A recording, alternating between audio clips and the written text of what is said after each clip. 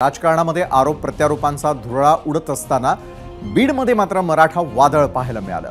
मनोज जरांगेंच्या नेतृत्वामध्ये शांतता रॅली काढण्यात आली आणि यावेळी मोठ्या संख्येने मराठा बांधव या रॅलीमध्ये सहभागी झाले होते।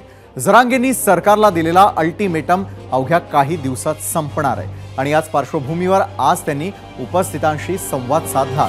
ठरलेल्या 4 विषयांच्या मागण्या सरकारने पूर्ण न करता फसवलं तर पुन्हा लढण्यासाठी सज्ज व्हा असं आवाहन जरांगेंनी केलेलं आहे। यावेळी बोलत असताना जरांगेंनी महाविकास आघाडीच्या नेत्यांचं सरकारसोबत साटलोट असल्याचा दावा केलाय। शिवाय पुन्हा एकदा सरकारवर हल्लाबोल करताना उपमुख्यमंत्री देवेंद्र फडणवीस, मंत्री छगन भुजबळ, धनंजय मुंडे आणि गिरीश महाजनांवरही तोंडसूक घेतलंय। पाहूया। मराठ्यांविषयी जातीवादानं विचारानं बरबाडलेले लोक आहेत ते। छगन भुजबळ सारख्या फडणवीस साहेबांनी जवळ धरले। सगळं भाजप संपवण्याची वेळ आली तरी फडणवीस साहेब त्या अपयशी असलेल्या दलिंदर त्या छगन भुजबळला सोडायला तयार नाही। सगळे सोयरे या शब्दावरती चर्चा झाली।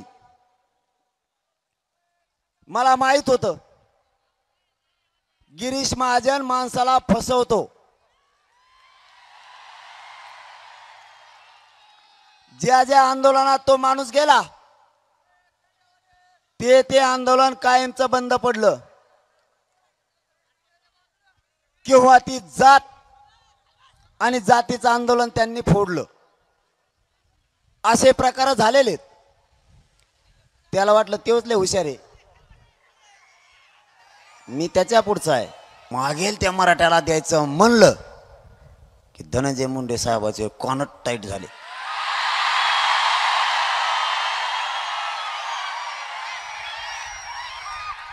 कारण हे असे त्या दिवशी बैठकीला होते, गुडघ्यावर बसलेले असे।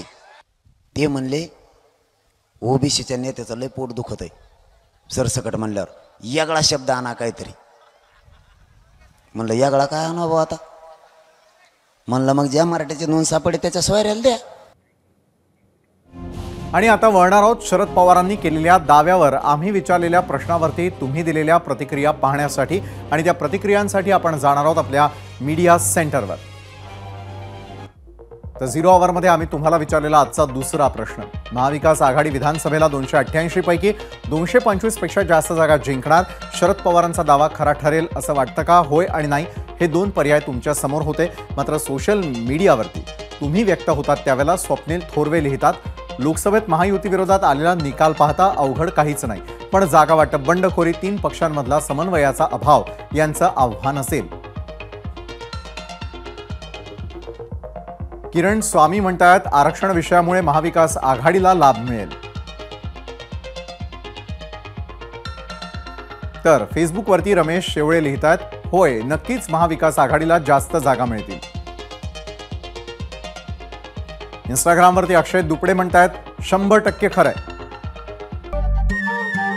नमस्कार। मनसुद्धा तुझं ही वेगळ्याच प्रकारची मालिका तुम्हा सगळ्यांना खूप आवडली होती। याचा दुसरा सीझन कधी येणार अशी विचारणा झाली। प्रतीक्षा संपली आहे मित्रांनो, येतोय मनसुद्धा तुझाचा दुसरा सीझन। होई मनसुद्धा